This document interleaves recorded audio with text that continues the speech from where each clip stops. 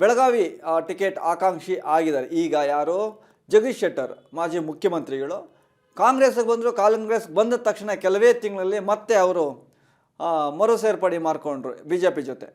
So BJPಯಲ್ಲಿ ಅವರು ಈಗ ಏನು ಹುಬ್ಳಿ ಧಾರವಾಡಗೆ ಆಕಾಂಕ್ಷಿ ಆಗಿದ್ದರು, ಹುಬ್ಳಿ ಧಾರವಾಡಲ್ಲಿ ಸಿಗಲಿಲ್ಲ. ಸೊ ಹಾಗಾಗಿ ಈಗ ಬೆಳಗಾವಿಗೆ ಆಕಾಂಕ್ಷಿ ಆಗಿದ್ದಾರೆ. ಬೆಳಗಾವಿಯಲ್ಲಿ ಒಂದು ವೇಳೆ ಟಿಕೆಟ್ ಏನು ಕೊಟ್ಟರೆ ಅಲ್ಲಿ ನಿಲ್ತೀನಿ ಅಂತೇಳಿ.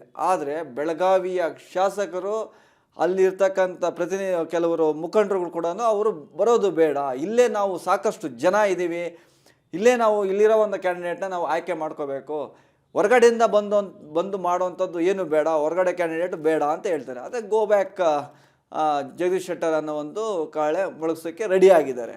ಇನ್ನೂ 5 ಕ್ಷೇತ್ರ BJP ಕಡೆಯಿಂದ 5 ಕ್ಷೇತ್ರಕ್ಕೆ ಟಿಕೆಟ್ ಘೋಷಣೆ ಆಗಬೇಕು. ಸೊ 5 ಕ್ಷೇತ್ರ ಘೋಷಣೆ ಆಗುವಂಥ ಸಂದರ್ಭದಲ್ಲಿ ಒಂದು ವೇಳೆ ಜಗದೀಶ್ ಶೆಟ್ಟರ್ಗೆ ಟಿಕೆಟ್ ಘೋಷಣೆ ಮಾಡಿದ್ರೆ ಖಂಡಿತವಾಗಿ ಕೂಡ ಅಲ್ಲಿ ಒಂದು ಭಿನ್ನಮತ ಸ್ಫೋಟ ಆಗುವಂಥ ಚಾನ್ಸಸ್ಗಳು ಎಲ್ಲವೂ ಕೂಡ ಒಂದು ಬೆಳಗಾವಿಯಲ್ಲಿ ಕೂಡ ಇದೆ. ಸೊ ನೋಡಬೇಕಾದ್ರೆ ಜಗದೀಶ್ ಶೆಟ್ಟರ್ಗೆ ಕಾಂಗ್ರೆಸ್ನಲ್ಲಿ ಬಂದರು, ಕಾಂಗ್ರೆಸ್ಸಿಂದ ಮತ್ತೆ BJPಗೆ ಹೋದರು. BJPಗೆ ಹೋದ್ಮೇಲೆ ಕೂಡ ಅವರಿಗೆ ಸಂಕಷ್ಟ ಅಂದರೆ ಟಿಕೆಟ್ ಪಡೆಯುವ ಸಂಕಷ್ಟ ಇನ್ನೂ ತೀರಿಲ್ಲ ಅನಿಸುತ್ತೆ.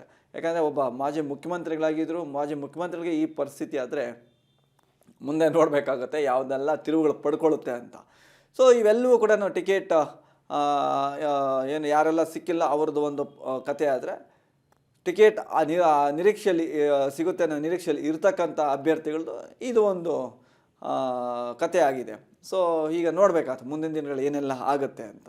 ಸೊ ಈಗ ನೋಡೋಣ ಮುಂದೆ ಯಾರೆಲ್ಲ ಭಿನ್ನಮತ ಸ್ಫೋಟ ಮಾಡ್ತಾರೆ, ಏನೇನಾಗುತ್ತೆ ಅದು ಕಾದು ನೋಡಬೇಕಾಗುತ್ತೆ.